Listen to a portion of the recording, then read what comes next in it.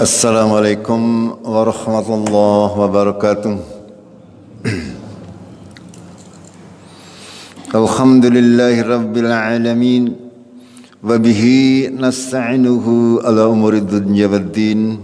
Asyhadu an la ilaha illallah wahdahu la syarika lah wa asyhadu anna Muhammadan abduhu wa rasuluh. Allahumma salli wa sallim wa barik ala Muhammad wa ala alihi wa ala ashabihi ajma'in. Amma ba'd.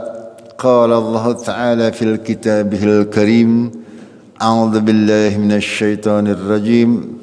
Ya ayyuhalladzina amanu taqullaha wa qulu qawlan shadidan yuslih lakum a'malakum wa yaghfir lakum dhunubakum wa may yuti'illaha wa rasulahu faqad faza fawzan nadiman. Wahai orang-orang yang beriman, bertakwalah kepada Allah dan katakanlah perkataan yang benar. Niscaya Allah akan memperbaiki amal-amal kalian dan mengampuni dosa-dosa kalian. Barang siapa yang taat kepada Allah dan Rasulnya, sungguh dia mendapatkan karunia yang banyak. Jemaah subuh rahimakumullah, kita masih akan sedikit melanjutkan pembahasan kemarin pagi tentang hadis Jibril yang sudah kami bacakan kemarin secara lengkap. Hadisnya dari Umar yang diriwayatkan di dalam Sahih Muslim, yang kurang lebih artinya adalah suatu ketika Umar menceritakan kepada kita semuanya sedang duduk-duduk bersama Rasulullah Sallallahu Alaihi Wasallam, lalu datanglah sesosok laki-laki asing yang berpakaian sangat putih dan rambutnya sangat hitam. Lalu dia duduk bersideku sedeku kalau bahasa Indonesianya. Ya, duduk seperti kita duduk tahiyat, ya, dengan menempelkan lututnya ke lutut Nabi Sallallahu Alaihi Wasallam dan meletakkan kedua tangannya di atas paha Rasulullah sambil bertanya. Yang pertama ditanyakan bahwa dia bertanyakan tentang Islam. Lalu Nabi Shallallahu Alaihi Wasallam menjawab bahwasanya Islam itu adalah bersaksi tidak ada Tuhan selain Allah dan Muhammad Rasulullah, mendirikan sholat, membayar zakat, lalu puasa Ramadan dan menunaikan ibadah haji bagi siapa yang mampu. Lalu orang tersebut mengatakan, kamu benar. Lalu bertanya lagi, kabarkan kepadaku tentang iman. Iman itu, lalu Rasulullah menjawab, iman itu adalah beriman kepada Allah, kepada malaikatnya, kepada kitabnya, kepada rasul-rasulnya, kepada hari akhir, dan beriman kepada qadar, ketentuan Allah, takdir Allah, baik yang baik maupun yang buruk. Terus orang itu membenarkan lagi, lalu bertanya lagi, kabarkan kepadaku tentang ihsan. Apa itu ihsan? Rasulullah menjawab bahwasanya ihsan itu adalah kamu menyembah Allah seolah-olah engkau melihatnya. Jika kamu tidak bisa melihatnya, maka yakinlah bahwasanya Allah melihatmu. Orang tersebut membenarkan lagi, lalu bertanya lagi, kabarkan kepadaku tentang hari kiamat, tentang sa'ah. Ya, lalu Nabi menjawab, tidaklah orang yang bertanya lebih mengetahui daripada orang yang bertanya. Orang yang ditanya lebih mengetahui daripada orang yang bertanya. Ya, lalu orang tersebut berkata, maka kabarkan kepadaku tentang tanda-tandanya. Nabi menjawab, di antara tanda-tanda hari kiamat besar, yaitu bahwasanya seorang budak nanti akan melahirkan tuanya, dan engkau akan melihat orang yang bertelanjang dada, ya, telanjang, tidak pakai sendal, miskin. Mereka akan berlomba-lomba di dalam membuat bangunan yang tinggi. Kemudian orang tersebut pergi setelah mengajukan kurang lebih 4 pertanyaan kepada Nabi. Ya, para sahabat mereka terdiam sejenak. Kemudian Nabi berkata kepada Umar, tahukah kamu siapa orang tersebut? Si Umar menjawab, Rasul Allah dan Rasulnya lebih mengetahui. Lalu Rasulullah menjawab bahwasanya dia itu adalah malaikat Jibril yang datang kepada kalian untuk mengajarkan agama kalian. Itu kemarin lengkapnya seperti itu, kemarin dengan bahasa Arabnya. Gitu. Yang pertama yang bisa kita pelajari bahwasanya para malaikat Allah itu tidaklah turun ke bumi, ke dunia ini kecuali untuk suatu urusan yang penting. Ya, malaikat Jibril sebagai utusan Allah, sebagai penghulunya para malaikat, itu tidaklah turun ke dunia kecuali untuk sebuah urusan-urusan yang dikehendaki oleh Allah Tabaraka wa Ta'ala. Tidaklah bisa para malaikat itu turun dengan sendirinya, ya. Nggak mungkin bisa misalnya malaikat Jibril kok dolan maring Cikadu ya ngendong, itu nggak bisa nggih. Tapi ya dengan ketentuan dari Allah Tabaraka wa Ta'ala. Atau ada yang mengklaim misalnya bisa mengundang malaikat maring omahe. Ya, ada kadang-kadang ada orang seperti itu bisa mengundang malaikat ke rumah. Ya, ini semuanya adalah khurafat-khurafat palsu. Para malaikat sudah ditentukan oleh Allah tugasnya, ya tugasnya masing-masing, dan Allah mengatur itu semuanya. Bukan berarti Allah Tabaraka wa Ta'ala itu membutuhkan bantuan, akan tetapi Allah berkehendak sesuai dengan kehendaknya, menciptakan apa yang Dia kehendaki. Gitu. Ya, semuanya itu atas ketentuan yang sudah diberikan oleh Allah terkait makhluk-makhluknya. Itu pelajaran yang pertama. Yang kedua, malaikat Jibril ini datang kepada kaum muslimin pada waktu itu untuk mengajarkan pondasi agama. Yang pertama mengajarkan tentang rukun Islam, bahwasanya Islam itu dibangun di atas 5 dasar. Dasar pondasi pertama adalah syahadat asyhadu an la ilaha illallah wa asyhadu anna Muhammadar Rasulullah. Ini pondasi kita di dalam menjalankan syariat agama Allah. Kalau pondasinya betul, kuat, insya Allah kita bisa menjalankan rukun-rukun yang lain dengan benar. Ya, kalau kita menyatakan asyhadu an la ilaha illallah, kita harus benar-benar mempraktekkannya di dalam kehidupan beribadah kita, bahwasanya tidak ada ilah yang berhak disembah kecuali Allah.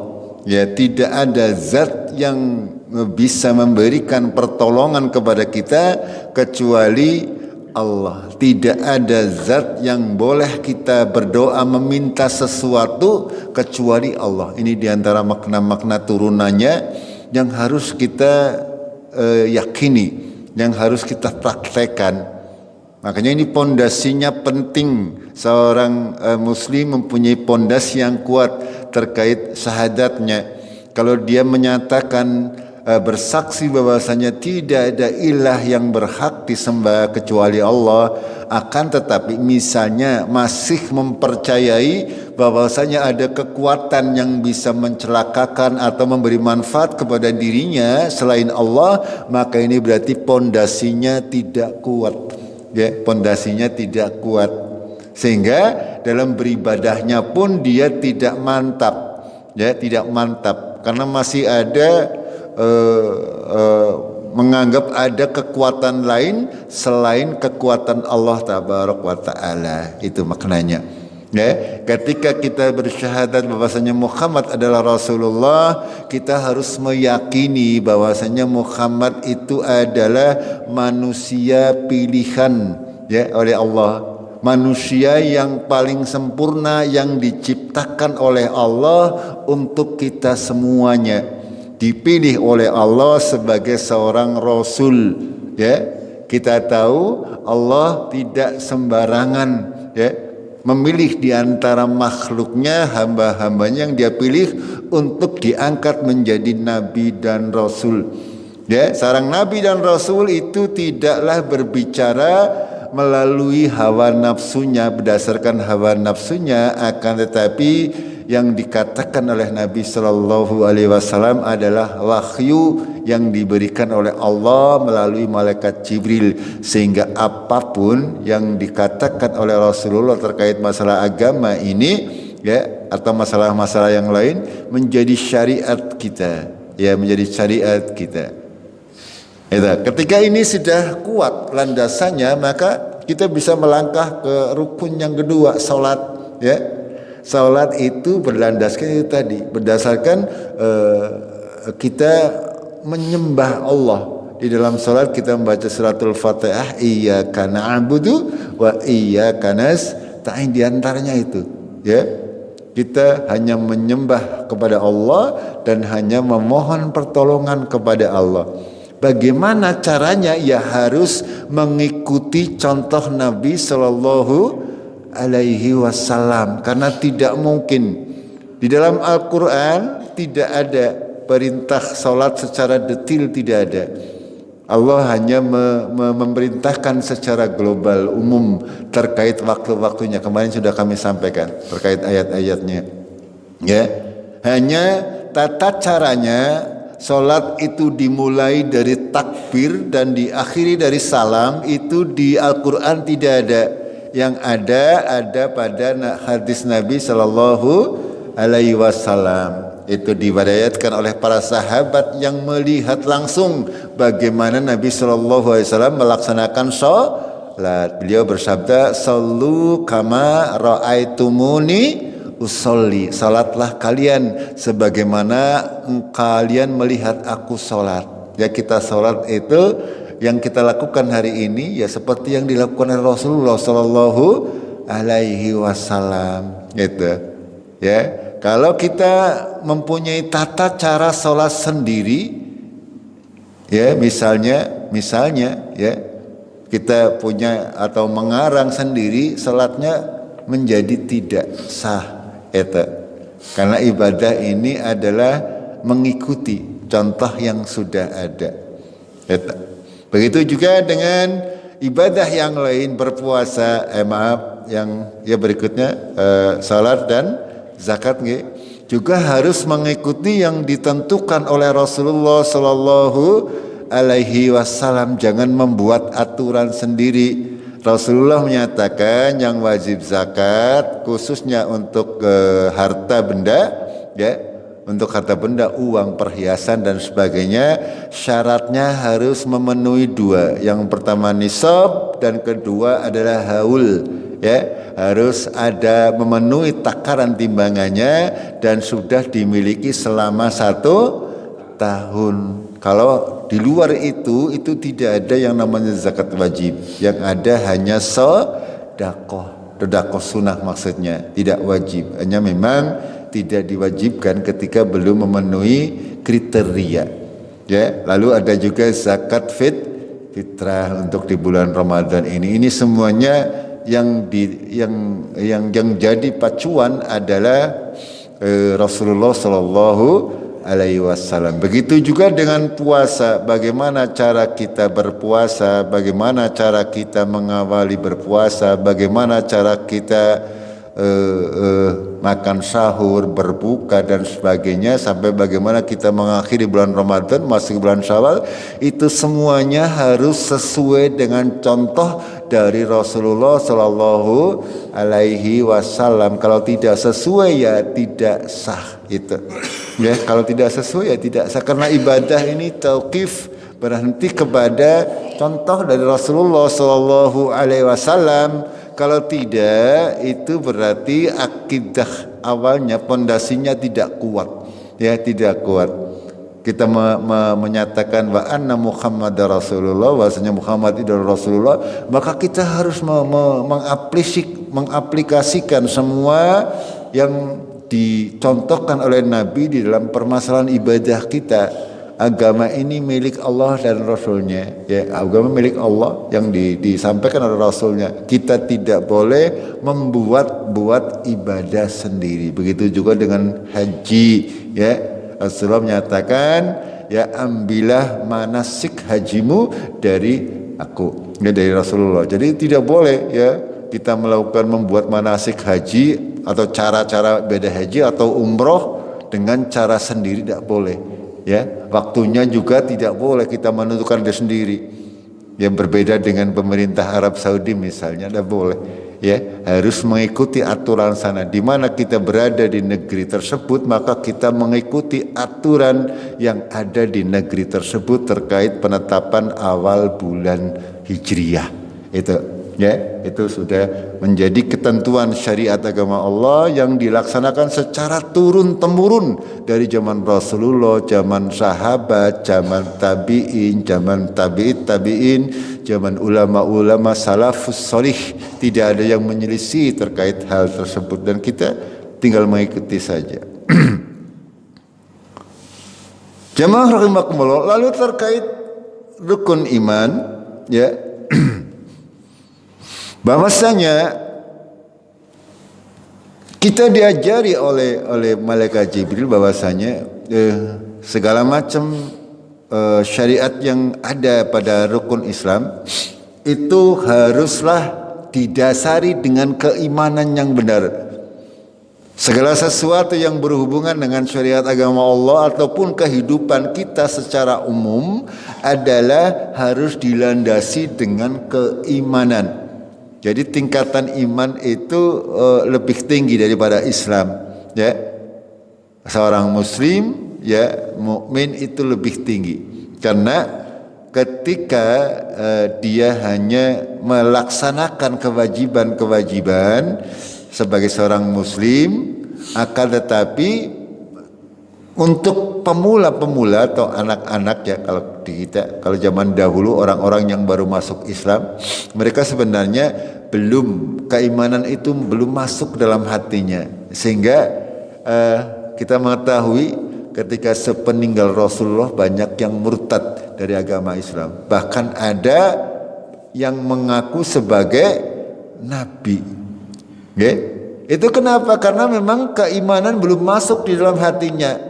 Ya, zaman dahulu ketika agama Islam sudah besar menjadi sebuah negara yang kuat, ya, itu masyarakat sekeliling ada yang masuk Islam karena apa? Karena takut, ya, karena takut dengan kekuatan kaum muslimin, sehingga mereka menyatakan diri sebagai Islam agar bisa apa? Kan bisa dilindungi, tidak diperangi, gitu, ya.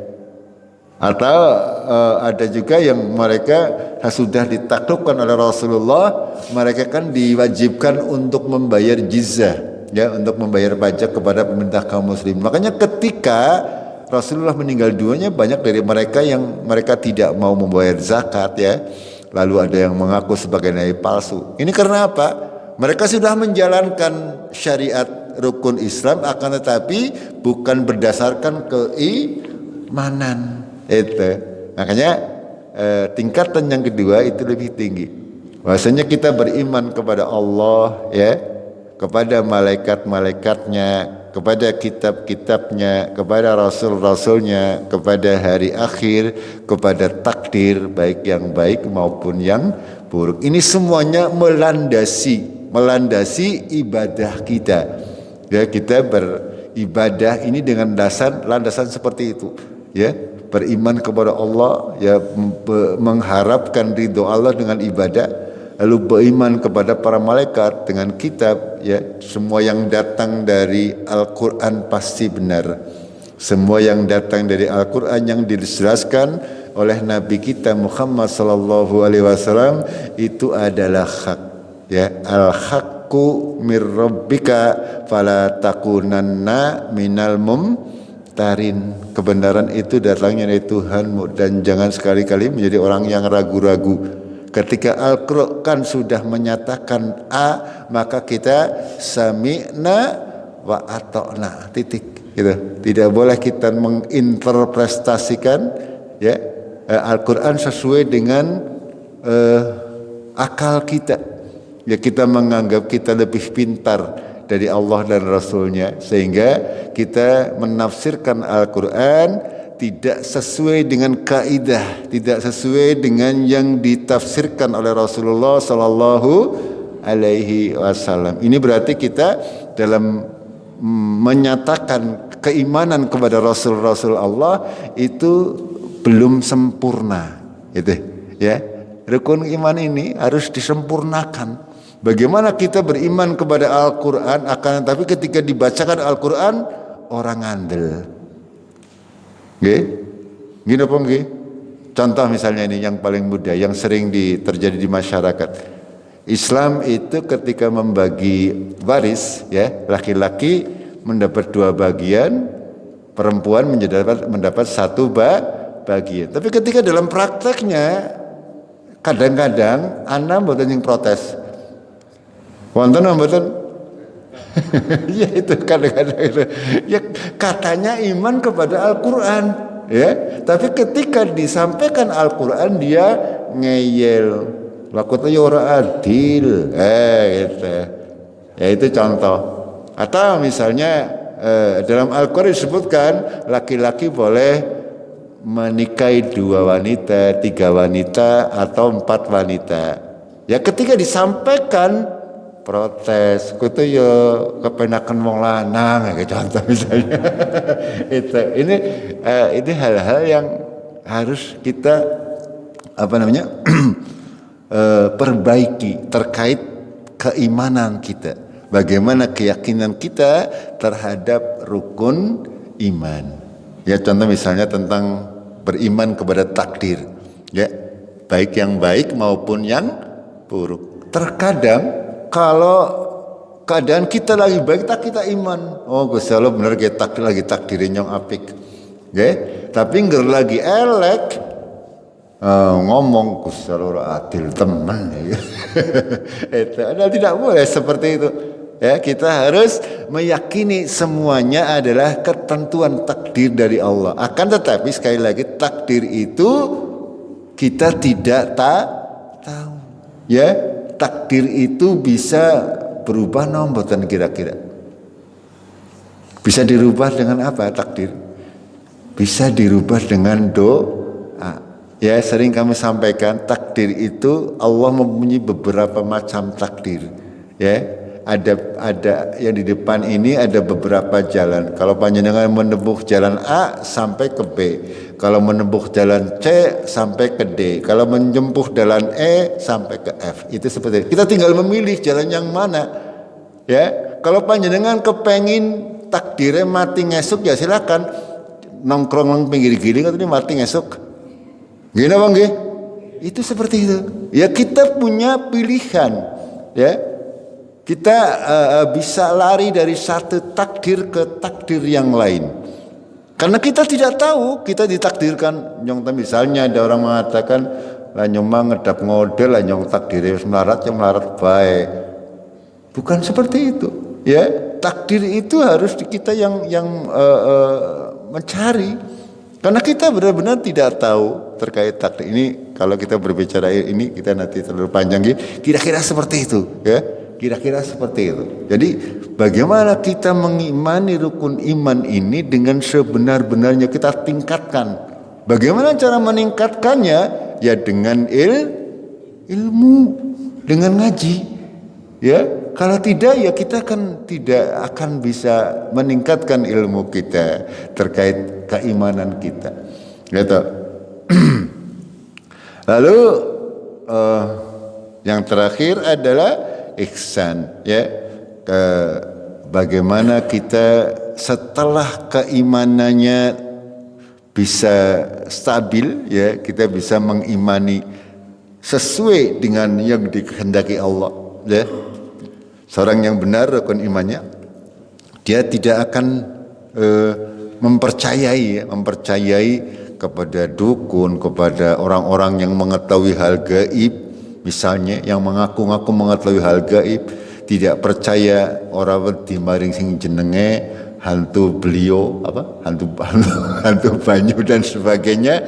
Ini kalau kita sudah mempercayai rukun iman dengan benar, tidak ada yang bisa memberi manfaat maupun mudarat kepada kita kecuali karena Allah tabaraka wa taala. Tidak ada, ya, tidak ada. Malaikat, jin semuanya tunduk kepada aturan Allah tabaraka wa taala itu. Makanya kita sudah bisa insyaallah untuk bisa menuju ke tingkatan ihsan, ya, merasa bahwasanya diawasi oleh Allah dalam segala tindak tanduk kita, utamanya ketika sedang beribadah kepada Allah. Bagaimana kita berusaha untuk memperbagus ibadah kita, memperbaiki, ya, memperbaiki bukan hanya dari fisik, akan tapi juga dari hati kita perbaiki, kekonsentrasian, kekhusyuan, ya.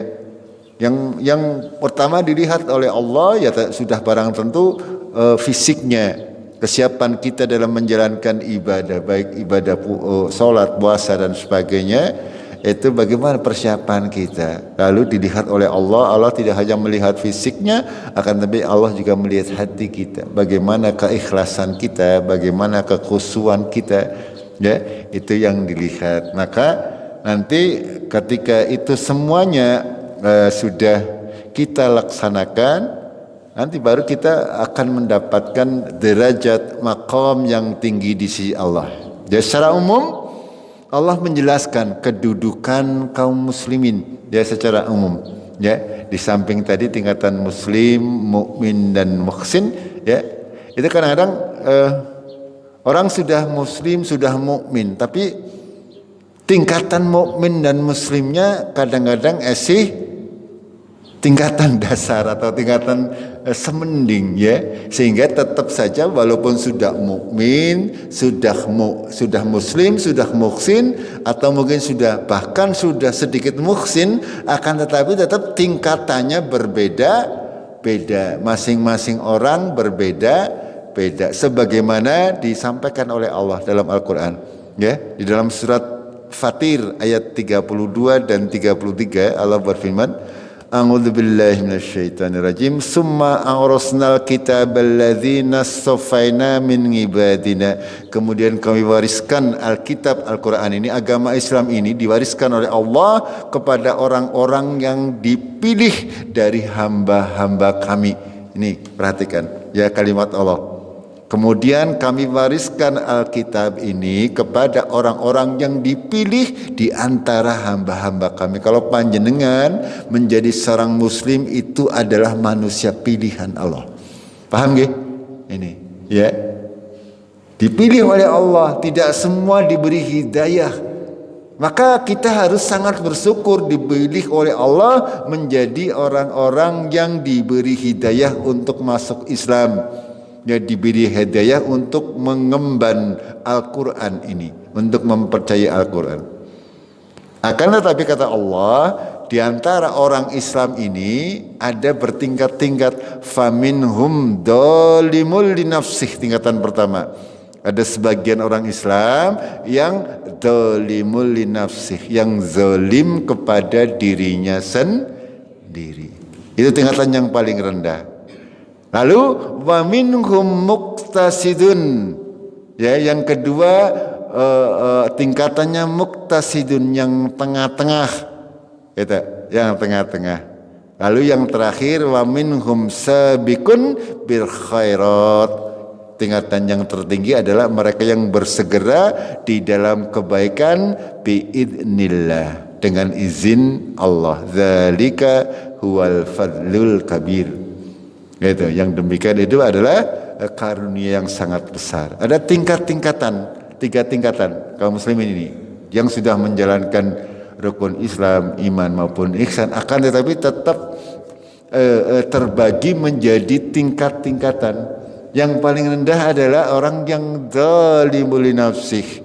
Dia menjalankan sholat, puasa, zakat, haji, juga mengimani, akan tetapi masih mencampur adukan dengan perbuatan kemaksiatan. Itu maksudnya golongan orang-orang yang mendalimi dirinya sendiri. Ya, antara kebaikannya banyak, mungkin juga kebaikannya banyak, akan tetapi kemaksiatannya juga akeh. Itu ya, ini kira-kira seperti itu tingkatannya.